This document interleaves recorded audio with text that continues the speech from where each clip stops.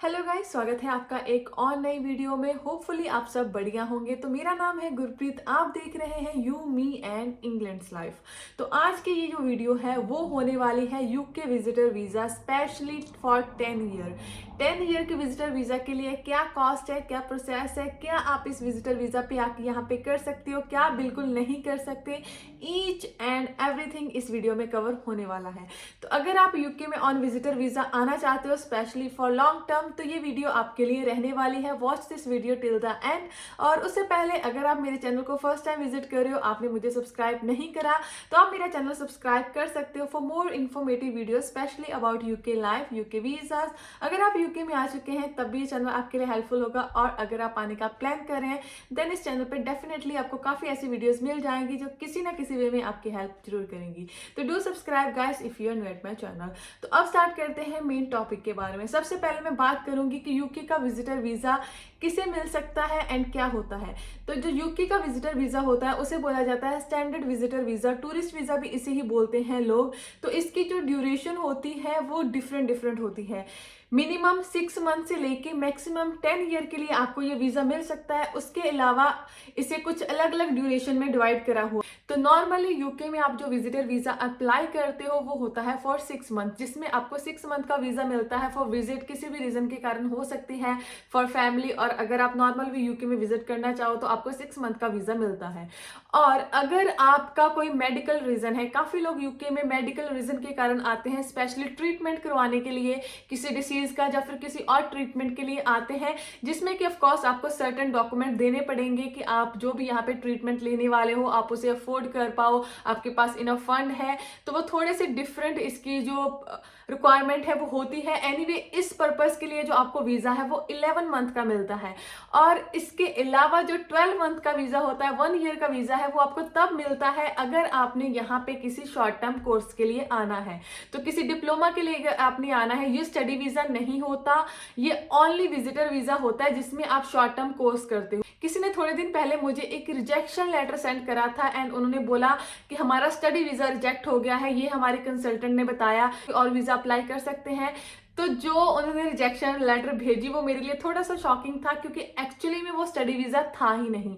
Actually में वो visitor visa था जिसमें कि वो यहाँ पे इंग्लिश की स्टडी करने के लिए आ रहे थे, लाइक काइंड ऑफ आइल्स या ऐसे कोई इंग्लिश की प्रेपरेशन करने के लिए आ रहे थे। और जो उनकी प्रीवियस डिग्री थी वो ऑलरेडी उन्होंने इंग्लिश में करी हुई थी। रिजेक्शन का रीजन था, उसमें क्लियरली ये लिखा हुआ था कि आपने ऑलरेडी इंग्लिश में स्टडी करी है, देन आप इंग्लिश का कोर्स करने के लिए यहाँ पे विजिट ऑफ कोर्स नहीं करोगे, तो आप फॉल्स इन्फॉर्मेशन दे रहे हो। तो मेक श्योर करना कि अगर आप स्टडी का अप्लाई करने वाले हो स्पेशली ऑन विजिटर वीजा, किसी ऐसे कोर्स के लिए अप्लाई करो जो कि आपका पहले ना हो, क्योंकि उसमें बहुत से बेसिक से कोर्स होते हैं, इतने कोई एडवांस स्टडी नहीं होती अगर आप विजिटर वीजा पे स्टडी के लिए आओगे। तो इसके अलावा अगर आपने मल्टीपल एंट्री के लिए यूके में आना है, मल्टीपल एंट्री मीन्स कई लोगों के बच्चे यहाँ पे होते हैं एंड वो बार बार यहाँ पे विजिट करना चाहते हैं अपने बच्चों के पास, या फिर रीजन होते हैं उनका बिजनेस या कुछ ऐसा, तो वो मल्टीपल एंट्री वीजा अप्लाई करते हैं। तो मल्टीपल एंट्री वीजा यूके में 3 कैटेगरीज में आता है। उसमें आपको 2 ईयर का वीजा मिल सकता है, 5 ईयर का वीजा मिल सकता है एंड 10 ईयर का वीजा मिल सकता है। तो इसमें ऐसा बिल्कुल भी नहीं आपको मल्टीपल एंट्री वीजा मिलता है फॉर 2 ईयर, 5 ईयर या फिर 10 ईयर। तो आप 10 ईयर के लिए या फिर 5 ईयर के लिए यहाँ पे रुक सकते हैं। इसका जो रूल है वो ये है कि आप ईच विजिट में 6 मंथ के लिए यूके में रुक सकते हैं, देन आपको अगेन विजिट करना पड़ेगा। अब कुछ लोग इस जो रूल को ऐसा बोलते हैं कि 1 ईयर में कोई भी पर्सन यहाँ पे ओनली 6 मंथ के लिए रह सकता है, देन 6 मंथ के लिए कंट्री आउट करना पड़ेगा। पर कुछ लोग ऐसा भी बोलते हैं कि आप ईच विजिट में, जैसा कि ऑफिशियल साइट पे मेंशन है कि आप एक बार जब यहाँ पे यूके में विजिट करोगे देन आप 6 मंथ के लिए रुकोगे, देन आपको कंट्री आउट करना पड़ेगा। वो ऐसा नहीं है कि स्पेसिफिकली आप इंडिया में जाओगे, आप किसी भी और कंट्री में जाइए, यूके से बाहर जाना पड़ेगा। देन अगेन आप इवन द सेम डे और इवन आफ्टर सम डे आप यहाँ पे अगेन आ सकते हो, तो वो आपकी नेक्स्ट विजिट होगी और नेक्स्ट 6 मंथ के लिए रुक सकते हो। तो ये थोड़ा सा कंफ्यूजिंग है एक्चुअली में कि आप 1 ईयर में 6 मंथ रुक सकते हो कि ईच विजिट में, बिकॉज यूके वीआई ने जो मेंशन करा है वहां पे यही है कि ईच विजिट में 6 मंथ आप रुक सकते हो। कुछ लोग का मानना ये होता है, कुछ लोगों के साथ ऐसा होता है कि अगर आप 6 मंथ रुकते हो देन जल्दी वापस आ जाते हो तो सम टाइम आपको जो बॉर्डर क्रॉसिंग वाले हैं वो एंट्री अलाउ नहीं करते सकते।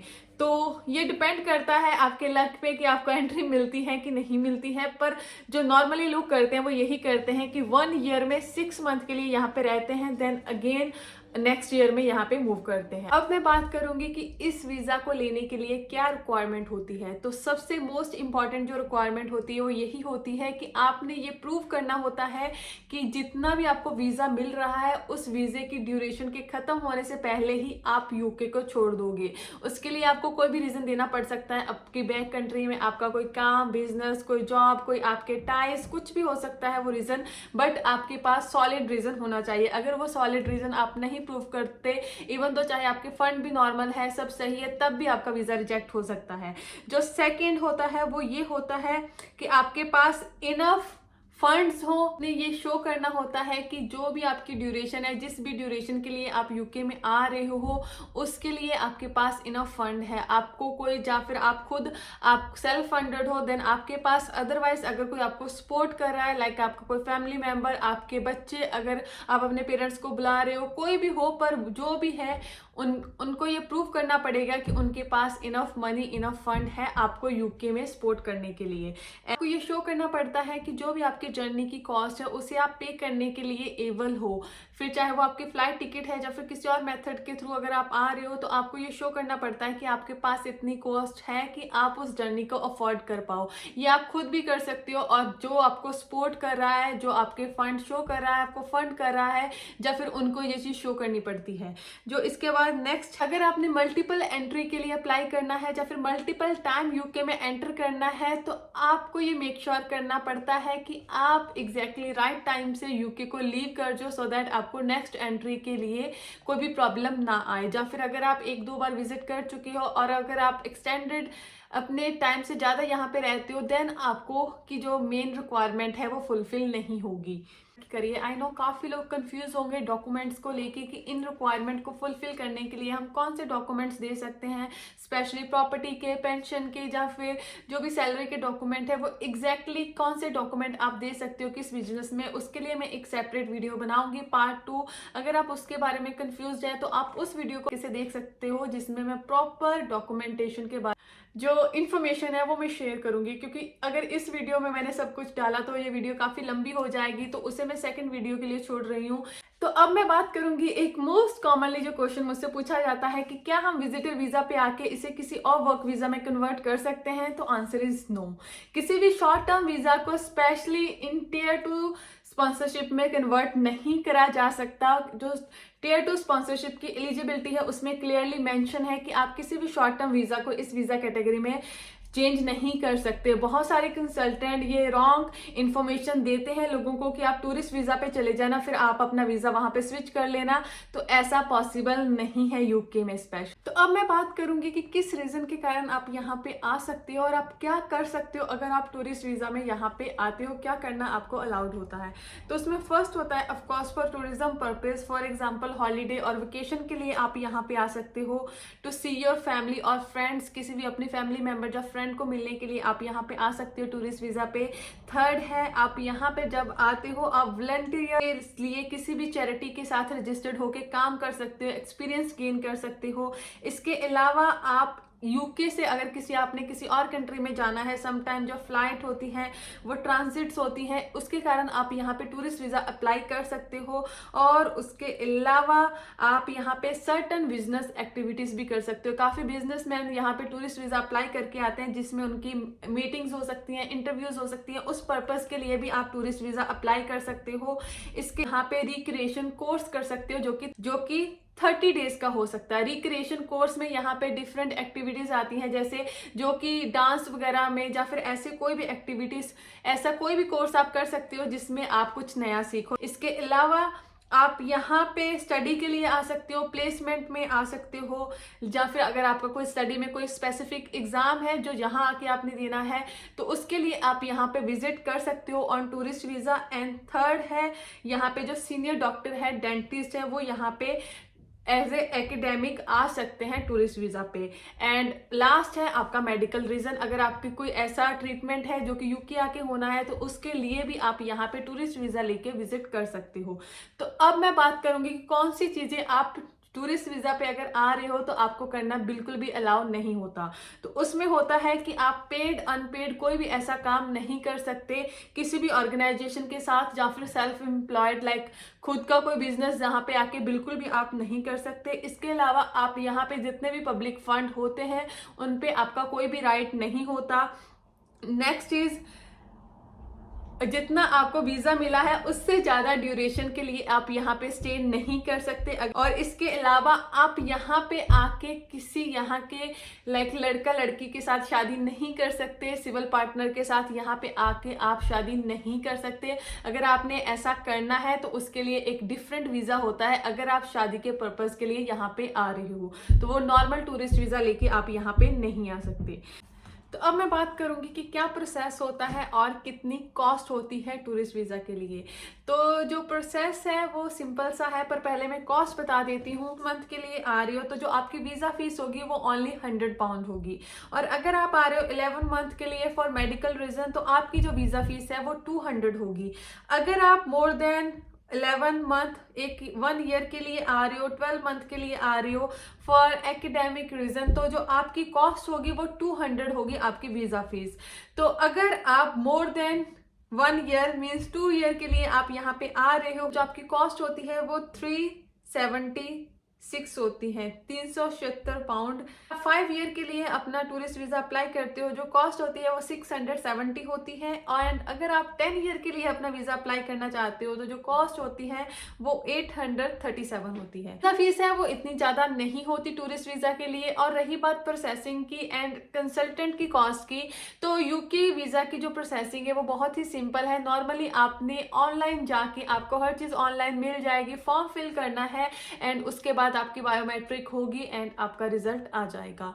और काफी लोग इस चीज में कंफ्यूज होते हैं कंसल्टेंट के बारे में, स्पेशली जो लोग यहाँ से लोगों को इनवाइट करते हैं, फैमिली फ्रेंड। तो यहाँ पे जो इनविटेशन लिखना पड़ता है उसके लिए काफी ज्यादा जो मनी है वो चार्ज करते हैं यहाँ के कंसल्टेंट। तो उस लेटर में कुछ ज्यादा चीजें नहीं होती, सिर्फ आपने अपने बारे में लिखना होता है एंड अपने जो फैमिली मेंबर जो आ रहे हैं, जो आपके फ्रेंड आ रहे हैं, उनके बारे में लिखना होता है। तो इसको मैंने एक पिछली वीडियो में भी ऑलरेडी बता दिया है कि लेटर कैसे लिखा जाता है। तो आप वो लेटर खुद लिख सकते हैं एंड अपने थोड़े से साथ में सपोर्टिव डॉक्यूमेंट देके उस लेटर को आप इंडिया में भेज सकते हो, या फिर जिस भी कंट्री से हो आप वहां पे मेल कर सकते हो। एंड वहां पे उन्होंने जो उनके डॉक्यूमेंट्स है वो रेडी करने होते हैं। सम टाइम कुछ लोगों के पेरेंट्स आते हैं तो उन्हें थोड़ी सी प्रॉब्लम होती है लाइक डॉक्यूमेंट वगैरह समझने में। देन उस टाइम पे आप इंडिया या फिर अपनी कंट्री में कोई किसी कंसल्टेंट की हेल्प ले सकते हो, पर जो उसकी कॉस्ट है वो इतनी ज्यादा नहीं लगेगी। ऐसा नहीं है कि आपको लैक्स में पे करना पड़ेगा।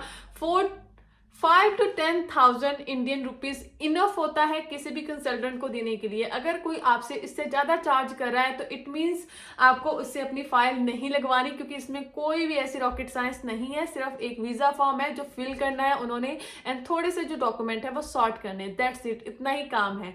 अब जो इंपॉर्टेंट बात कि कितने चांसेस होते हैं कि आपको यूके का 10 ईयर विजिटर वीजा मिल जाए। तो अगर तो आपका जो रिकॉर्ड है, आपने अलग अलग कंट्री में विजिट करा है, आपके पास विजिटर वीजा है, देन आपको जो वीजा है वो मिलने के चांसेस होते हैं। अदरवाइज आप अगर फर्स्ट एंट्री में अप्लाई कर रहे हो देन थोड़े से चांसेस कम होते हैं इस वीजा के मिलने के। और अगर यूके वीआई को ऐसा लगता है कि आप इतनी विजिट के लिए एलिजिबल नहीं होते तो सम टाइम वो क्या करते हैं कि वो आपको थोड़े टाइम का वीजा ग्रांट कर देते हैं। सम टाइम आपका वीजा ऑफकोर्स रिजेक्ट हो जाता है अगर आप बिल्कुल ही जो उनकी रिक्वायरमेंट है वो फुलफिल नहीं कर पाते। पर अगर आप रिक्वायरमेंट फुलफिल कर रहे हो पर वीजा ऑफिसर आपके पेपर या फिर आपकी फाइल से प्रॉपर तरीके से सेटिस्फाइड नहीं है और उन्हें लगता है कि आपको इतना लंबा वीजा नहीं मिलना चाहिए, तो सम टाइम आप 10 ईयर का वीजा अप्लाई करते हो और आपको 5 ईयर का मिलता है, 2 ईयर का मिलता है एंड सम टाइम ऐसा भी हो सकता है कि आपको ओनली 6 मंथ का वीजा मिले। और इस केस में अगर आपने वीजा की फीस लाइक फॉर 10 ईयर के लिए पे करी है तब आपको कोई भी फीस रिफंड नहीं होगी। मान लीजिए आपने 800 समथिंग पे करा है जबकि जो 6 मंथ की कॉस्ट है वो सिर्फ 100 है, तो 700 आपको रिटर्न नहीं होगा,